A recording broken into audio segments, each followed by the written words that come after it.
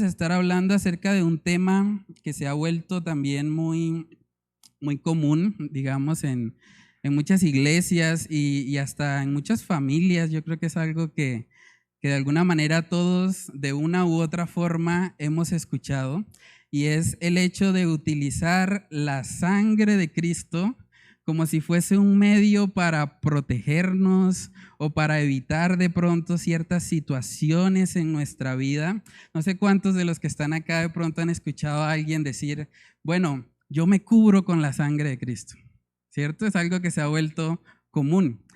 La gente, por ejemplo, dice, bueno, si voy a pasar por algún lugar que es peligroso, me cubro con la sangre de Cristo para que me haga invisible Dios y el ladrón no me vea y yo pase derechito, ¿cierto? Es algo que se ha vuelto muy común hoy en día, o también en el contexto de lo que llaman la guerra espiritual. De hecho, hicimos un mensaje hablando o aclarando el texto bíblico de Efesios capítulo 6. Si usted quiere verlo, lo puede encontrar ahí en las redes sociales. Pero hay mucha gente que piensa que la guerra espiritual se trata de meterse en un plano que no conocemos, en un plano espiritual precisamente, donde empieza a batallar cuerpo a cuerpo con los demonios, con las huestes espirituales de maldad, y cuando están en esa lucha dicen, yo me cubro con la sangre de Cristo. ¿Cierto? Es muy común escuchar eso. También algunos padres les dicen a sus hijos, bueno, hijo, yo te cubro con la sangre de Cristo. Mi casa también, a veces hay letreros que colocan, mi casa está protegida o está cubierta con la sangre de Cristo. Incluso algunos han escrito libros argumentando que la sangre de Cristo tiene algún tipo de poder especial para nuestras vidas. Hay un libro que habla de 7 derramamientos, como si de alguna manera la sangre de Cristo se derramara con diferentes propósitos. Pero vamos a estar viendo hoy, a la luz de la palabra de Dios, cómo podemos aplicar esta idea que es bíblica. Cuando hablamos de la sangre de Cristo, es un concepto que encontramos en las Escrituras, pero cómo podemos aplicarlo correctamente. Y para eso voy a leerles un texto bíblico que yo creo que es la base también de todo esto que hemos estado haciendo, porque usted podría preguntarse, bueno, pero ¿para qué hablar de la Biblia en su contexto y todo eso? ¿Por qué eso es importante?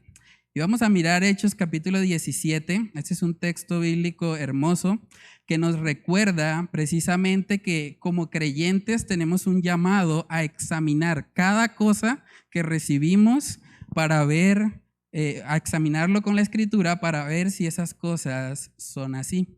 Hechos capítulo 17, versículo 10 dice, inmediatamente los hermanos enviaron de noche a Pablo y a Silas hasta Berea.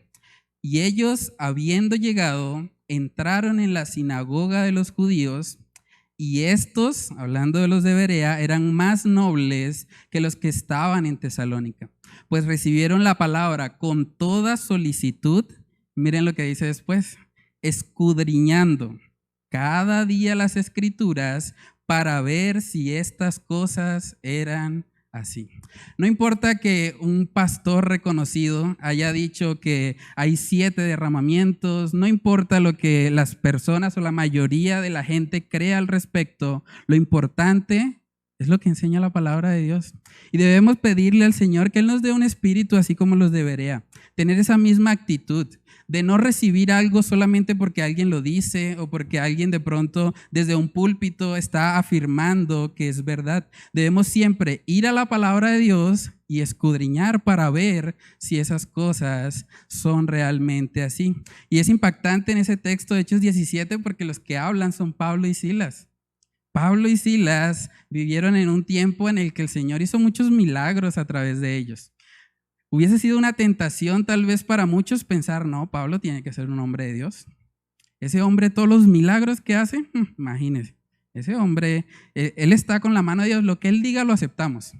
Pero vemos en los creyentes de Berea una actitud de escudriñar, de examinar cada cosa que recibían para ver si eso era así. Entonces, bueno, vamos a entrar en materia, vamos a mirar el texto bíblico que yo creo que es el más utilizado para hablar de esta idea de que la sangre de Cristo está para protegernos. Vamos a mirar Éxodo capítulo 12, versículos del 12 al 13. Éxodo 12, versículos del 12 al 13, dice ahí, pues yo, Pasaré aquella noche por la tierra de Egipto y heriré a todo primogénito en la tierra de Egipto, así de los hombres como de las bestias. Y ejecutaré mis juicios en todos los dioses de Egipto, yo Jehová. Y la sangre os será por señal en las casas donde vosotros estéis. Y veré la sangre y pasaré de vosotros, y no habrá en vosotros plaga de mortandad cuando hiera la tierra de Egipto. Vamos a orar y a pedir la dirección del Señor en esta noche. Padre, queremos pedir, Señor, de tu gracia, de tu favor en este tiempo. Padre, que tu Espíritu Santo sea trayéndonos convicción, sea redarguyéndonos, Señor, respecto a este tema de aplicar la sangre de Cristo. Yo te pido que seas tú, Señor, ayudándonos a poder interpretar correctamente este pasaje y a poder vivirlo, Señor. Padre, sabemos que toda la Escritura es útil, es inspirada por ti y nos ayuda cada día a poder crecer a la imagen de tu Hijo Jesús. Padre, yo te pido que seas tú guiándonos en este tiempo y que solo tú, Señor, seas glorificado en este estudio. Te lo pedimos, Señor, en el nombre de Cristo Jesús. Amén y amén. Bueno, ese texto que les acabo de leer, Éxodo capítulo 12, nos está describiendo lo que fue la última plaga que el Señor permitió que cayera sobre Egipto para que el faraón liberara al pueblo de Israel.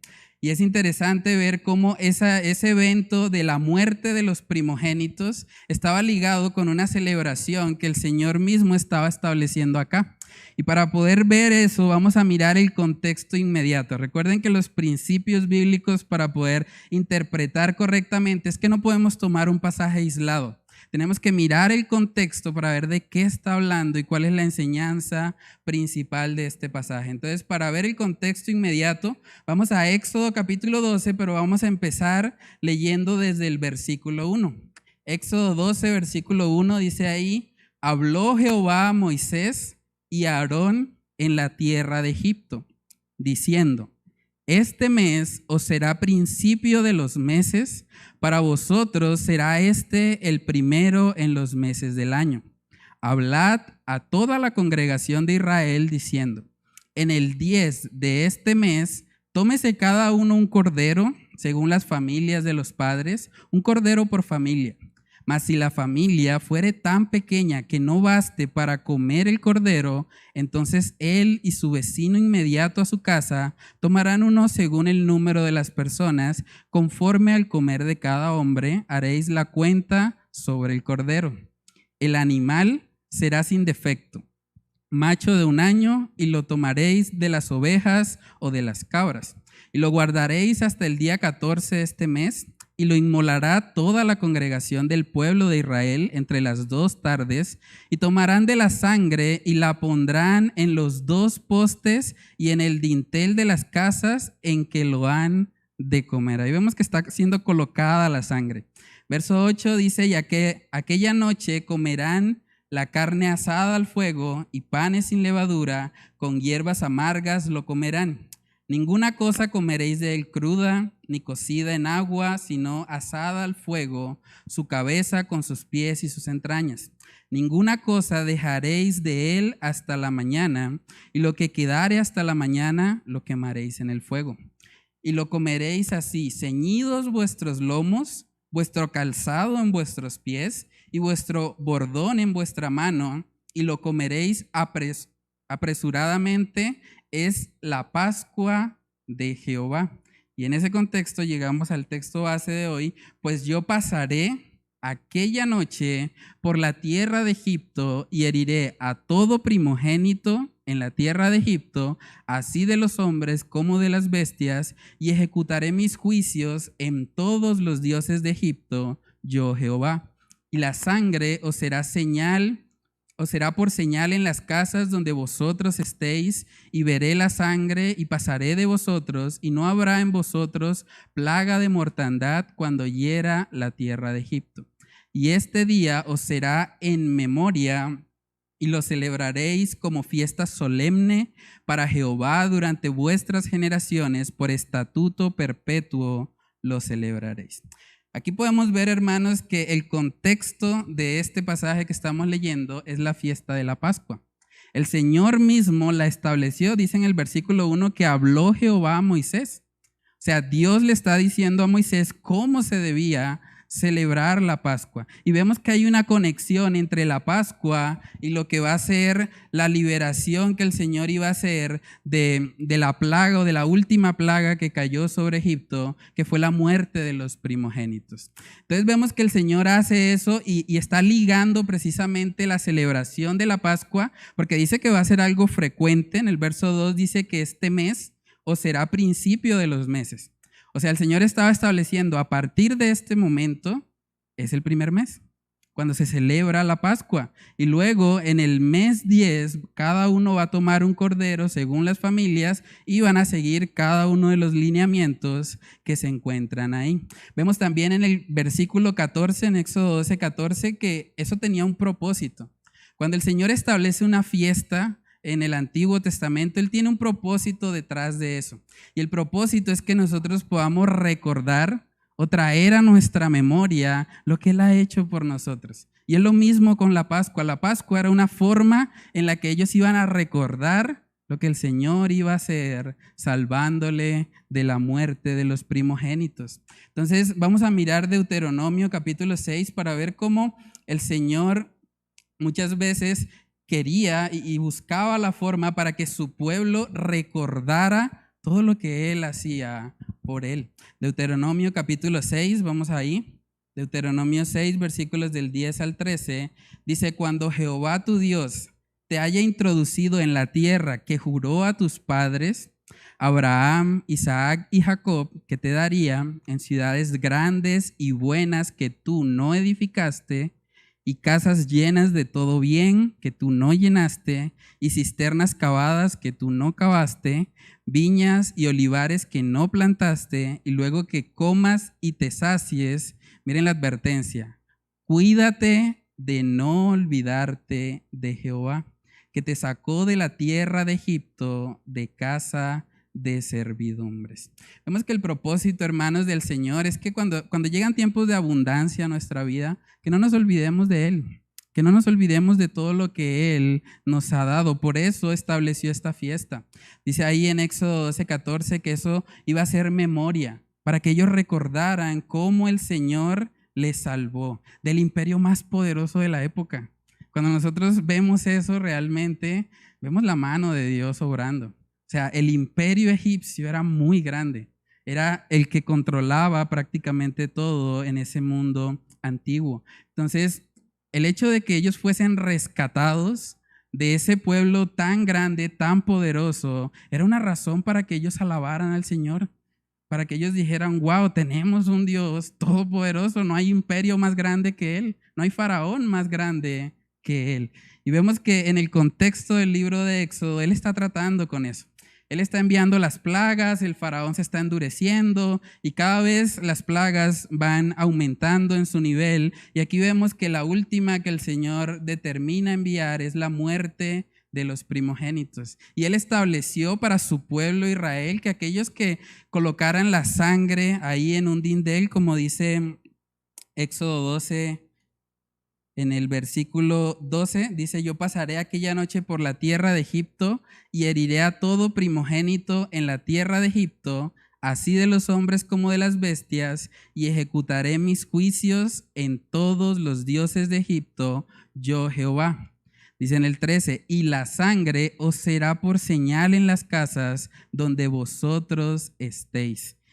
Y veré la sangre y pasaré de vosotros, y no habrá en vosotros plaga de mortandad cuando hiera la tierra de Egipto.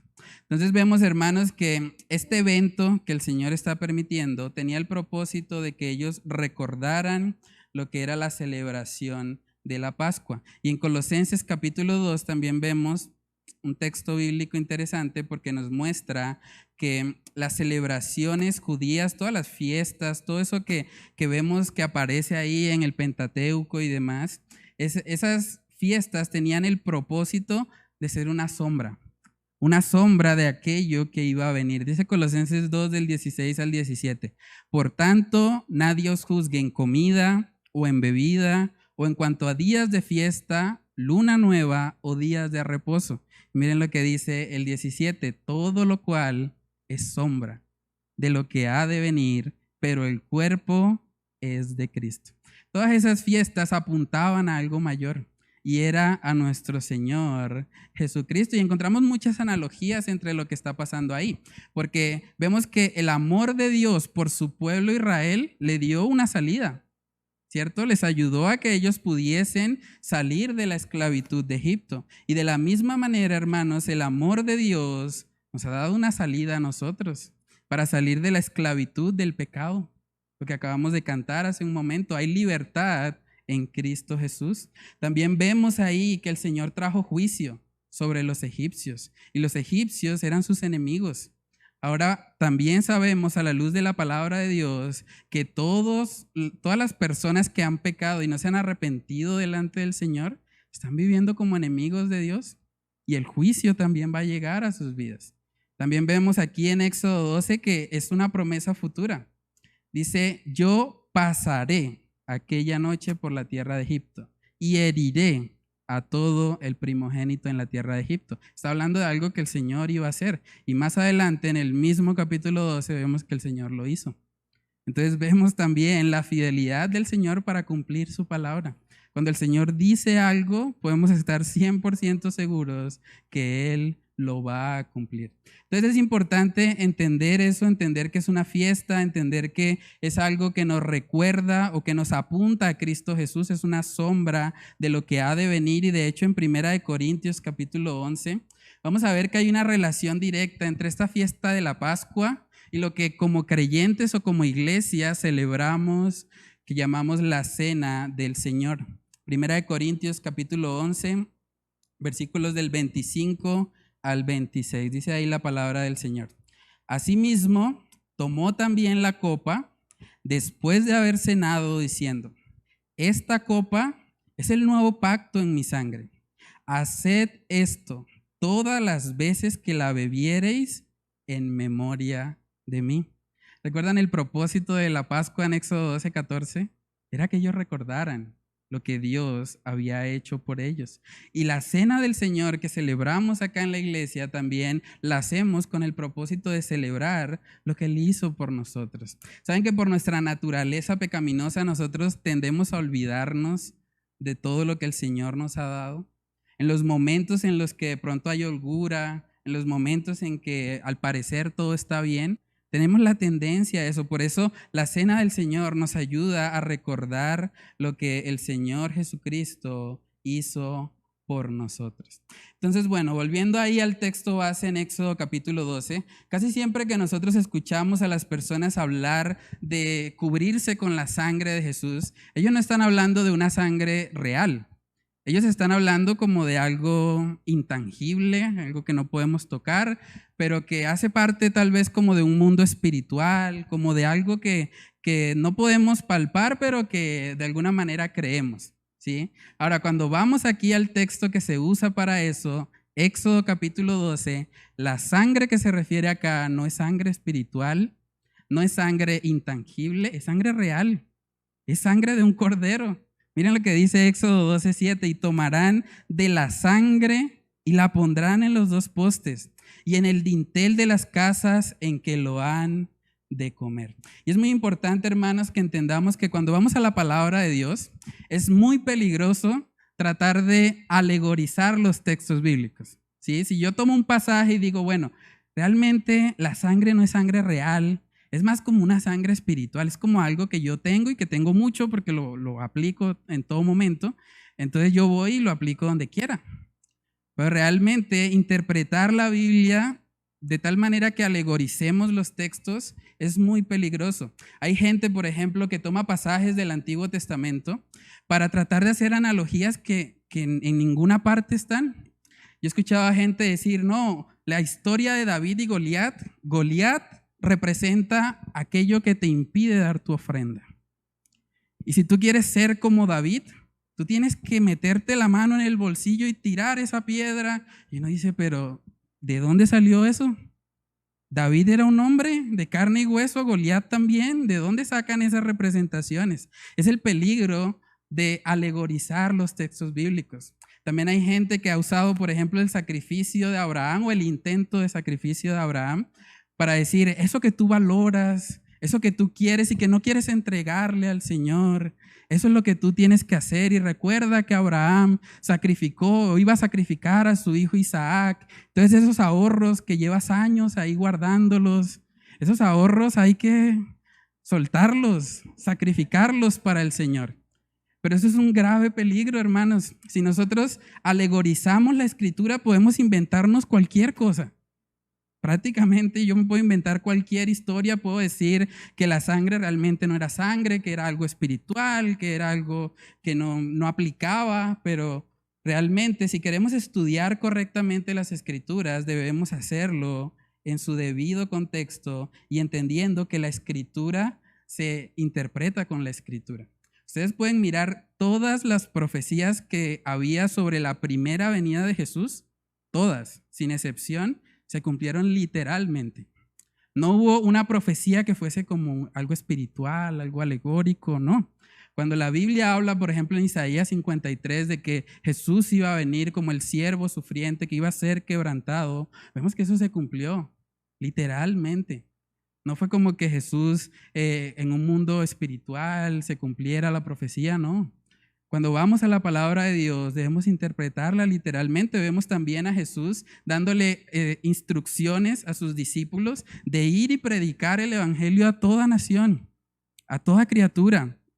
Y ellos no dijeron, bueno, eso es como algo espiritual y como que eso no, eso yo mejor me quedo acá y no, realmente Jesús no quería decir eso a todas las naciones, no, mucho trabajo, no, debe ser otra cosa. Realmente, hermanos, vemos que así como recibieron los mandamientos, los cumplieron también literalmente. Entonces hay un peligro real cuando nosotros tratamos de alegorizar las Escrituras. Cuando alguien dice que la sangre que está aquí en Éxodo capítulo 12 la va a aplicar en su casa, realmente está alegorizando el texto, porque la sangre que está acá es real, no es una sangre ficticia. Ahora, otro asunto importante que vemos acá es que este mandamiento está escrito para la congregación de Israel.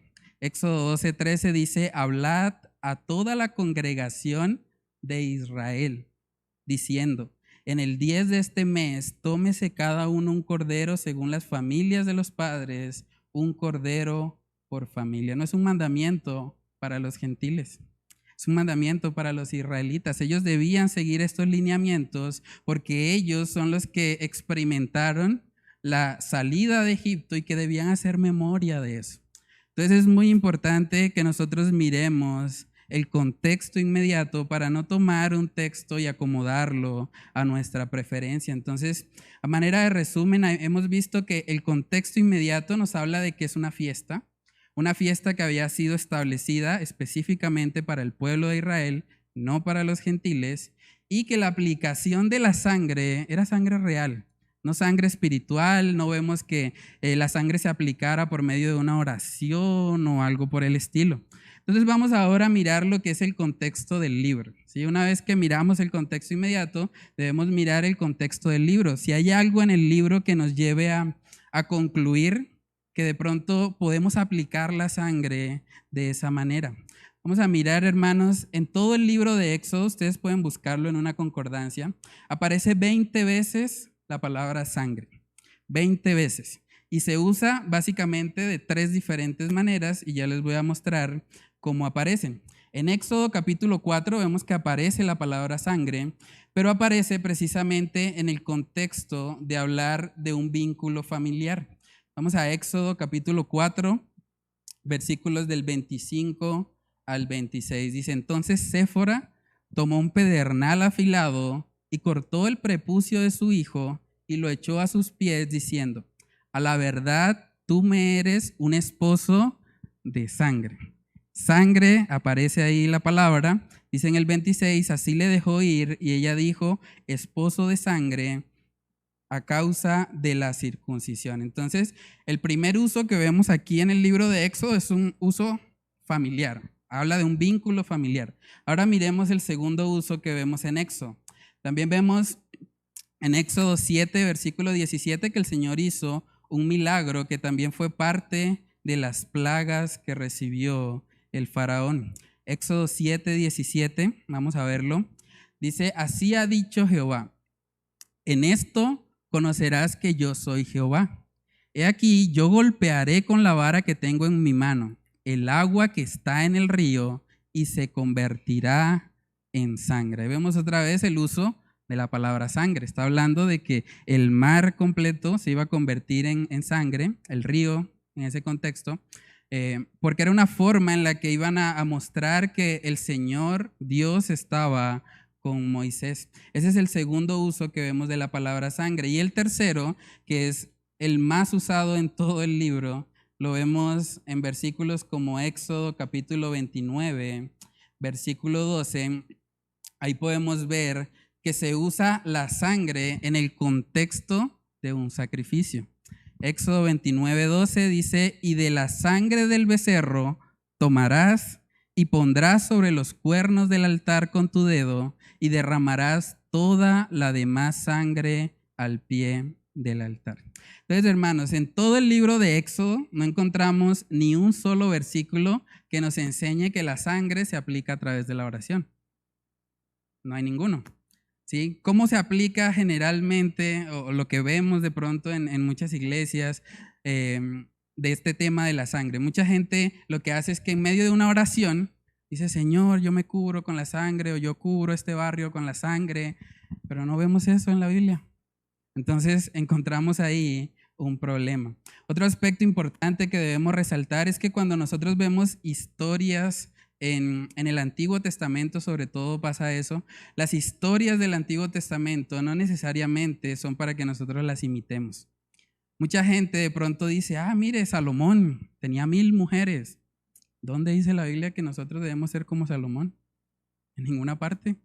Antes advierte y nos muestra las consecuencias de ser como Salomón, porque Salomón sufrió por causa de esas mujeres. Entonces debemos tener mucho cuidado, sobre todo cuando vamos al Antiguo Testamento, de tomar ciertas historias y querer imitarlas, porque no es así como se aplica la Escritura. Entonces, hermanos, nosotros vemos aquí en el libro de Éxodo que no hay nada que apunte a eso. No hay nada que apunte a que yo deba usar la sangre como un medio de protección para mi vida a través de la oración o algún tipo de guerra espiritual, para nada. De hecho, si nosotros miramos el Antiguo Testamento, vemos que hay varios hombres de Dios, israelitas, que estuvieron en mucho peligro. Si ellos hubiesen considerado la idea de que la sangre los iba a proteger a ellos de cualquier maldad, de cualquier ataque, imagínense a David. David duró años siendo perseguido por Saúl. Pues simplemente hubiese dicho, me cubro con la sangre de Cristo y listo, no hay problema. Y los ataques de Saúl hubiesen sido en vano. También vemos a Daniel. Daniel vemos que fue lanzado a un foso de leones porque fue un hombre que perseveró en su vida de oración. Él pudo haber pensado, bueno, me cubro con la sangre de Cristo para que los leones no me toquen. Él no tuvo necesidad de hacer eso, el Señor lo protegió. También vemos a sus amigos que fueron lanzados a un horno de fuego. Ellos no invocaron la sangre de Cristo para protegerse, ¿no? El Señor el Señor no necesita que nosotros pronunciemos ciertas palabras para protegernos. Él es nuestro ayudador, Él es el consolador. Si Él quiere, puede guardarnos. Debemos aprender a tener la actitud que tenía Job. Job decía, bueno, Señor, el Señor dio, el Señor quitó, sea el nombre de Jehová bendito. Es muy importante desarrollar esa actitud. También en el Nuevo Testamento podemos hablar acerca de eso. Esteban, un mártir, alguien que murió predicando la palabra de Dios. Si la sangre de Cristo tuviese el poder para protegerlo, él hubiese dicho, Señor, me cubro con tu sangre, reprendo a los judíos. Pero no pasó. Él murió predicando la palabra de Dios. Y usted dirá, bueno, pero ¿por qué tan importante este tema? ¿Por qué el énfasis de pronto en estudiar esto? Y hermanos, la razón principal para poder mirar este tema a la luz de la palabra de Dios es que cuando se enfatiza la sangre de Cristo y se enfatiza ese proclamar o ese invocar la sangre de Cristo, realmente se está quitando a nuestro Señor Jesucristo del centro de nuestras vidas, y eso es algo muy peligroso, porque saben que lo que hace la magia o el ocultismo Es que pone el énfasis en las palabras. Si ven que cuando alguien va a hacer un truco de magia dice abra cadabra. De alguna manera son como las palabras mágicas. Y mucha gente ha tomado este tema de la sangre de Cristo para decir, son las palabras mágicas que voy a usar cuando me siento en peligro. Voy a invocar la sangre de Cristo para que eso me ayude. Hermanos, pero si interpretamos eso así, tenemos muchos problemas. ¿Se imaginan, por ejemplo, lo difícil que sería para un mudo? Una persona que no tiene la capacidad de hablar. El pobre mudo, si pasa por un barrio peligroso, perdió. No tiene salvación. ¿Cómo se va a salvar si no puede invocar la sangre de Cristo? Cuando yo preparaba esto, me acordé hace unos 5 años más o menos, tuve la oportunidad de predicar en una iglesia de sordomudos con el pastor Aarón. Y realmente yo pensaba en ellos. Yo decía, pero ¿cómo entonces ellos aplicarían este pasaje? ¿Cómo se protegen?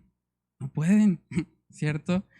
Ahora, hermanos, vamos a mirar el contexto de lo que dice toda la Biblia respecto al tema de la sangre de Cristo. Saben que siempre que vemos que se habla, y cuando se habla puntualmente de la sangre de nuestro Señor Jesucristo, siempre está relacionado con el perdón de nuestros pecados o con la salvación.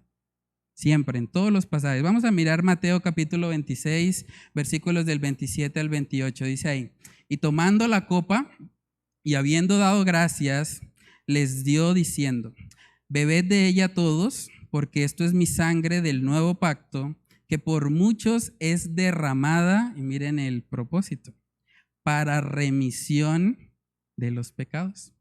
El propósito por el cual fue derramada la sangre de Cristo fue para salvarnos. También en Efesios capítulo 1 vamos a ver eso. Efesios capítulo 1, en el versículo 7, dice ahí la palabra del Señor, en quien tenemos redención por su sangre, el perdón de pecados según las riquezas de su gracia. Esa palabra redención es una palabra económica. Hace referencia a que hemos sido comprados. Una transacción fue ejecutada para que nosotros tengamos salvación. Cristo a través de su sangre nos ha limpiado de pecado. Primera de Pedro capítulo 1, también vemos ahí algo de eso. Primera de Pedro 1, versículos del 18 al 19, dice, sabiendo que fuisteis rescatados de vuestra vana manera de vivir, la cual recibisteis de vuestros padres, no con cosas corruptibles como oro o plata, sino con la sangre preciosa de Cristo, como de un cordero sin mancha y sin contaminación. Hermanos, el propósito de la sangre de Cristo es salvarnos, es quitar todo pecado. En Primera de Juan capítulo 1 también vemos que se habla de algo parecido. Primera de Juan 1, versos del 6 al 7, dice, si decimos que tenemos comunión con Él y andamos en tinieblas, mentimos y no practicamos la verdad. Pero si andamos en luz, como Él está en luz, tenemos comunión unos con otros y la sangre de Jesucristo su Hijo nos limpia de todo pecado. El propósito de la sangre es limpiarnos de nuestra maldad, es darnos la oportunidad de salvación. También Hebreos capítulo 9, versículo 22 dice, y casi todo es purificado según la ley con sangre. Y dice después, y sin derramamiento de sangre no se hace remisión. Hermanos, el único propósito para la sangre de Cristo en la Escritura es recordarnos ese sacrificio perfecto, es recordarnos lo que Él hizo en la cruz. Y yo sé que de pronto alguien puede estar pensando, pero yo conozco a alguien que sí. Yo conozco una tía que ella invocó la sangre de Cristo y pasó por el barrio y no la vieron. ¿Y ahí qué pasó? Bueno, eso es algo que puede suceder. De hecho, en la Iglesia Católica usted se encuentra personas que dicen que le oraron a un santo y que se le cumplió el milagro. Usted también se puede encontrar en el hinduismo personas que dicen que la deidad a la que ellos adoran se les apareció. Eso es una realidad. Pero nosotros no nos basamos en la experiencia para saber qué debemos hacer y qué no. Nosotros nos basamos en la palabra de Dios. Sin importar lo que diga la experiencia personal de otras personas, el hecho de que a alguien le haya funcionado, que alguien de pronto invocó la sangre de Cristo y se le cumplió, fue protegido o algún tipo de de aplicación de esto que hemos estado hablando, pues eso no implica que nosotros debamos seguir ese mismo patrón. De hecho, hay un texto bíblico que yo creo que debe traernos mucha claridad en este asunto, porque el énfasis no son las experiencias. En Mateo capítulo 7 vamos a ver gente que vivió experiencias, pero el hecho de que vivieran experiencias no significa que realmente hayan caminado conforme a la voluntad del Señor. Mateo 7, versículos del 21 al 23 dice, no todo el que me dice Señor, Señor, entrará en el reino de los cielos, sino el que hace la voluntad de mi Padre que está en los cielos. Muchos me dirán en aquel día, Señor, Señor, ¿no profetizamos en tu nombre? ¿Y en tu nombre echamos fuera demonios? ¿Y en tu nombre hicimos muchos milagros? Y entonces les declararé, nunca os conocí, apartaos de mí, hacedores de maldad. Hermanos, esta gente está profetizando en nombre de Cristo. Y aún así, el Señor no les conocía. Entonces no podemos basarnos en la experiencia. Tenemos que basarnos en el testimonio de la palabra de Dios. Nuestra regla de fe y conducta viene de las Escrituras. Es la Escritura la que debe guiarnos y no las experiencias personales. Hermanos, esta práctica de cubrir todo con la sangre es una práctica relativamente nueva en la iglesia. Hace unos 100 años atrás eso no se practicaba, pero es la influencia que ha tenido el ocultismo y todo tipo de superstición. Hay mucha gente que ha tomado ciertos pasajes bíblicos para tratar de combinar las cosas y sacar como algún tipo de beneficio, pero realmente, hermanos, si usted se va al cristianismo histórico, si usted se va a la Biblia, a la palabra de Dios, no va a encontrar nunca a creyentes aplicando la sangre de Cristo. Solamente la sangre de Cristo se aplica cuando vamos a recordar lo que Él hizo por nosotros. Y eso nos lleva a la aplicación correcta de ese pasaje, porque ya vimos que no se trata de ver la sangre de Cristo como un amuleto, como algo que nos va a proteger de las situaciones difíciles, pero entonces podemos preguntarnos, entonces, ¿cómo hago para aplicar correctamente los pasajes que hablan de la sangre de Cristo? Vamos a mirar Romanos capítulo 3. Romanos capítulo 3 nos muestra la razón principal por la cual fue necesario que se derramara la sangre de Cristo Jesús. Romanos 3:23 dice ahí la palabra del Señor, por cuanto todos pecaron y están destituidos de la gloria de Dios. Si todos hemos pecado, hermanos, no hay forma de salvarnos. La única manera es que alguien llegue y pague ese precio, porque la Biblia nos muestra que Dios es un juez justo y Dios no va a permitir de ninguna manera que el culpable pase por inocente. Él es un juez justo. Vamos a mirar Salmos capítulo 7, versículo 11. Miren lo que dice ahí la palabra de Dios y cómo describe a nuestro Dios. Salmos 7:11 dice,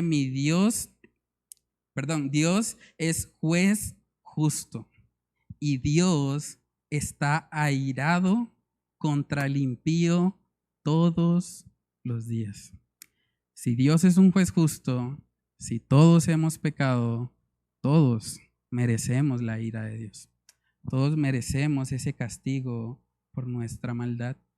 La sangre de Cristo, hermanos, llega como un salvavidas en medio de nuestra condición de pecado, en medio de que estamos destituidos de la gloria de Dios. Él nos ayuda, Él nos levanta, nos da la oportunidad de ser salvo. Entonces, ¿cómo podemos aplicar correctamente este pasaje? No debemos usar la sangre de Cristo como un amuleto, no es un amuleto. Realmente la sangre de Cristo nos recuerda lo que Jesús hizo en la cruz para salvarnos. Debemos poner la mirada en Él y considerar todo lo que Él hizo para salvarnos. Número 2, reconoce la gravedad de tu pecado. La sangre de Cristo fue derramada porque tu pecado es horrible, porque Dios es un Dios santo, santo, santo, y Él no va a tener comunión con el pecado de ninguna manera. Como todos hemos pecado, era necesario que el Hijo de Dios derramara su preciosa sangre en la cruz para salvarnos. Cuando vemos que habla de la sangre de Cristo, hermanos, debemos ser conmovidos. Para que la sangre salga es porque hay una herida.